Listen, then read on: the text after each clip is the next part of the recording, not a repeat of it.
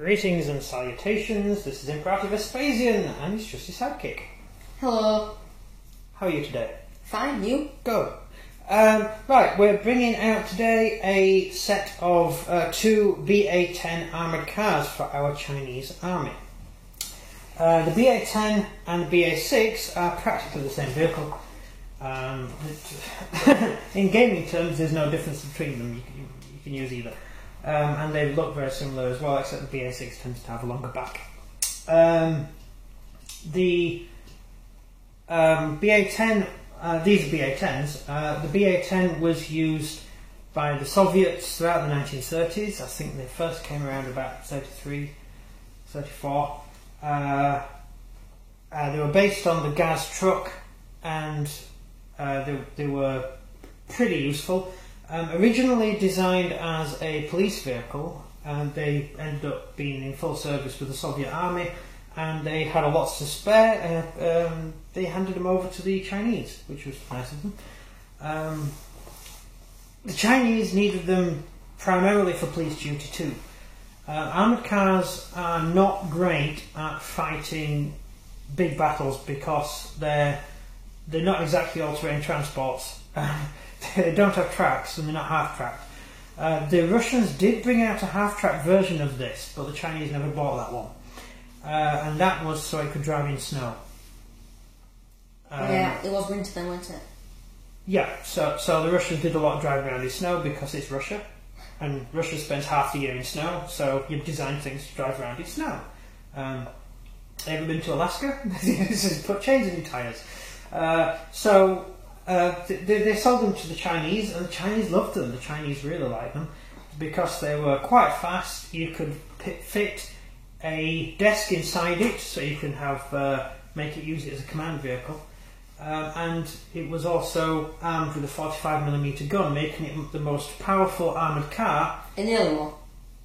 Not just in the early war, but given the time period, it was the most powerful armoured car in history. Because the 45mm anti-tank gun was the most powerful anti-tank gun in the world at the time, and it was mounted on a piddly little armoured car. Yeah. Because the Russian combat doctrine, after the initial design of the vehicle, was to drive your armoured cars forward in a blitzkrieg fashion, swamp the enemy rear, drive around the enemy rear, and blow stuff up. And if you're going to blow stuff up, you need an anti-tank gun to take on enemy armoured cars and enemy tanks. And the Russian armoured car could kill any German tank in existence at the time. I'm talking about 1939, 1941, yeah. When Russia was doing most of its initial assault fighting. After the Germans invaded Russia, the BA-10 became less important in a combat role because they weren't doing that. They weren't using the same tactics after 1941. So, although they did come in handy later, there were later versions of the armoured car that came out, and eventually they were replaced by tanks. So, yeah, it's a useful little bit of kit for the Russians. But I'm going to go into the Russians in a lot more detail later when we do the Russian army. For the Chinese, much the same applies. They're very useful in police duty because when you've got partisans, bear in mind the Chinese didn't only have to put up with fighting the Japanese, the Chinese were also fighting the Civil War, and they had certain elements who were still, even though the communists and the nationalists decided to make friends, unofficially, for the duration of the war, there were certain units which didn't particularly like the nationalists, and so would attack the nationalists. Didn't like the fact the nationalists would drive through a town and nick all the food, and so they might go and attack them, take a few shots. And having an armoured cavalry column is pretty useful to run away. Yeah, the same what I said about the light tank, the tankette. If you've got a unit of militia, of soldiers, if they've got an armoured car, you have bargaining power with the locals. So yeah, you have to also remember there was no front line in China. When you think of battles, you always draw a line across the map and say this side is German and this side is French. and that's where they are. In China, there was never a war in China where you had a front line, because China is so big, you can't have a front line. You have areas of operation. So the Japanese would move into an area, they wouldn't occupy it. You couldn't. They didn't have enough men. Have you seen China? It's huge. Japan's a tiny little country. It can't occupy China. So the Japanese would have to rely on local Chinese to keep the peace, and they would use armoured cars, and they would use these armoured cars if the Japanese had captured them. The Japanese built a copy of this car, which was armed with 2 machine guns, which was actually they saw these ones and copied them. Is that a turning turret? What? Yes. To have a machine gun back of it? No, it doesn't have a machine gun on the back. The very early BA6 was designed to have a rear-facing machine gun on the back of the turret, but they never actually installed it, probably due to the cramped conditions of the turret. But the turret does carry a machine gun, so technically the armoured car has 2 machine guns, although if you're using your main gun, you're not firing your turret-mounted machine gun, because the same guy who fires the main gun is the guy who fires the turret-mounted machine gun and feeds the ammo. So you can actually field it as firing 2 machine guns, which would give you 8 dice, 8 MMG dice, which would be pretty effective. 36-inch range with 8 dice firepower, plus it's wheeled, so it moves 24 inches. And it's reconnaissance as well. It's got the recce special rule, so it can, if attacked, choose to run away. It can actually Evade. Yeah. So that's also very useful. That is a very useful rule, which we've never really used, have we? No, no army has it. No. Out of the armies we've got, I think the only other vehicle that has this special rule is the German SDK 222, which is also for the Chinese. The Chinese are the only ones that can do these things. Yeah, they're very good at running away. Yeah. I'll also mention that this is the first, these in 10mm scale, or was it 12mm scale, whatever scale it was back then when I was a kid, were the first vehicles I ever got. I had some little 6 or 10, I can't remember, tiny figures. You're showing your age right now. I can't remember the scale. But I bought a pack, and in the pack were 4 of these things in the pack, and they became the main part of my Soviet army from the early days. Yeah. Early days. Yeah, some of these and a couple of T-26s. Guess what I said about that? Yeah, that's the all old days. That's all you had back then. Before computers existed. No, back when lead figures were all clunky and you couldn't see any detail on them at all, and you just painted them green or brown. Didn't you used to make your own lead figures? Yeah, I used to make my own. Well, actually, I didn't. My father did.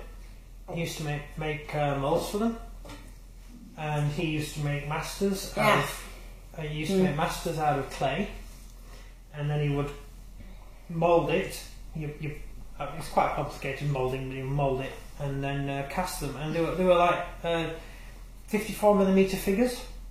You've seen some, I've shown you them. Yeah, I've seen the pan with all the old lead in it. Yeah, and threw it away. They're about 54mm scale now.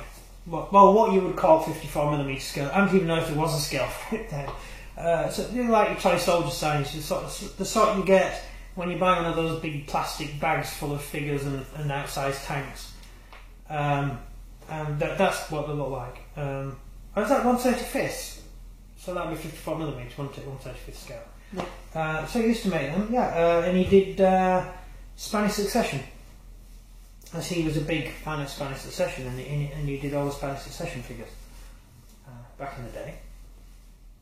Although it was his father that originally designed that sort of stuff. His father was a drawer for Sheffield Steel, and when the workers weren't around watching him, he'd be making steel casts for lead moulds for German figures, German and British figures, with the spiky helmets, and they were little flat figures. They were like tin, and they were flat. So the figures, if you turn them sideways, they just look like a stick. But if you turn them face on, they look like an actual figure. And my grandfather used to have loads of those, and I don't know what happened to them. He used to have more than a display case. He had a display room. My grandfather had a display room full of Spitfires and all these things he'd built, and I wasn't allowed to touch any of them. I could stand at the edge of the room and look, but I wasn't actually allowed into the room to look at them because they didn't trust me. And after meeting you, I understand why. Anyway, that's me reminiscing about my life's past, and you don't want to know about that stuff. So it has the recce special rule, which means it can run away, which is Or gone over very this. useful. No, I'm just mentioning it again. Carries a 45mm anti-tank gun, which, given that it's early war, can kill anything in existence. So up against the Japanese, who are all light tanks, the Japanese are going to be outgunned by this guy. So, well, they are. It's true. And the Japanese didn't have particularly good kit. So No, I just need to get a tank thing, stick it on the side of your tank and it blows up. Oh, your suicide grenade troop. There you go. Yeah, which I'm Problem suicide solved. with. Yeah. So that's it. That is the end of my talky bit. It's now over to my trusty sidekick to ask those 9 questions he always asks. One question. One question. Have I already answered some of the questions you already had in your head? Sorry. About policing? Yeah. About how many countries use it? Okay. Finland use them as well. 3 countries? Yeah! No, Yeah! several countries use them. Right, question. Yep. Even Spain. Did the Chinese use these tanks all the way through the war, or only through the early? They still had a couple of BA-10s knocking around when the war ended, just on police duty, and I think they were refitted with a machine gun by then. But a turret-mounted machine gun rather than the anti-tank gun. They used them throughout the war, although they were mainly used at the beginning of the war when the Russians were still supplying them. As the war went on, the Chinese replaced them with Stuarts, which are little dinky American tanks, of what passes for an American tank. And I actually love the Stuart. I think it's a lovely tank, but I am quite Nerding out. You're nerding out on video. But I like the Stuart. I sat on a Stuart once, which was fun. It weren't moving or anything. But I sat on the side of it to take a picture of Arnhem Bridge as the tanks drove across it. So I actually sat on the Stuart and took the picture. That's where that picture comes from, all the tanks driving across the bridge. Yeah, I know. You told about it. So I was actually on the back. I was on the back of a tank, which was awesome. And I also sat on a Sherman when it was moving. We all sat on the back of a Sherman. There were quite a few of us sat on the back, waving at the crowd, and they thought we were important. But anyway, that's very important there, didn't you? yeah. So Yeah, well, it was embarrassing because our Jeep had broken down. So oh yeah, didn't it? we couldn't go anywhere. No way out. And this chap in a Sherman said, if you don't get that Jeep off the Oh, road, yeah. we're just going to drive over it. So we had to push it off up the side of Ginkle Heath, where the parachuters had landed. But anyway, that's a whole other story, that is. After? Yeah, that's it. If you haven't got no more questions, No more questions. The scratch built, by the way. I put them together out of stuff. They're actually made out of card. I just made the shape out of card, and then I used Milliput to put all the guards and everything on. So that's it. Oh no! Sorry, jazz hands. Can't clap. Clapping causes anxiety. You have to use feminist jazz hands now. Sorry, University of Edinburgh. Yeah. If you don't know what we're talking about, go on to Milo Yiannopoulos. Oh yeah, he did a brilliant thing about how to do feminist jazz hands. He's brilliant. But you should put his channel down, link below. They know who Milo is, and if they don't, they're not interested in the subject. So I'm not sticking. So, if you enjoyed this video, please do like and subscribe, and comment down below what questions you have about this. What's it called again? It's a BA-10.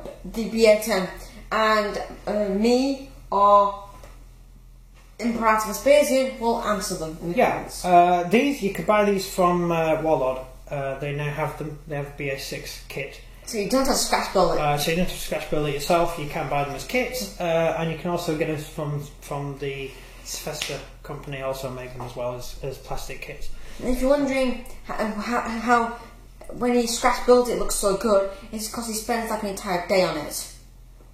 Well, yeah, more or less. Well, I do it while I'm doing other stuff, so I don't do it all at once. 1 minute of the stuff. Yeah. Or 10 hours of your new building. You sound like your mother. Right. Oh, really? Thank you very much for watching. This has been Vespasian. Good day, and good day from him. You mean goodbye from me? Whatever. And goodbye from him. That's it. Goodbye from Bye. him. Bye.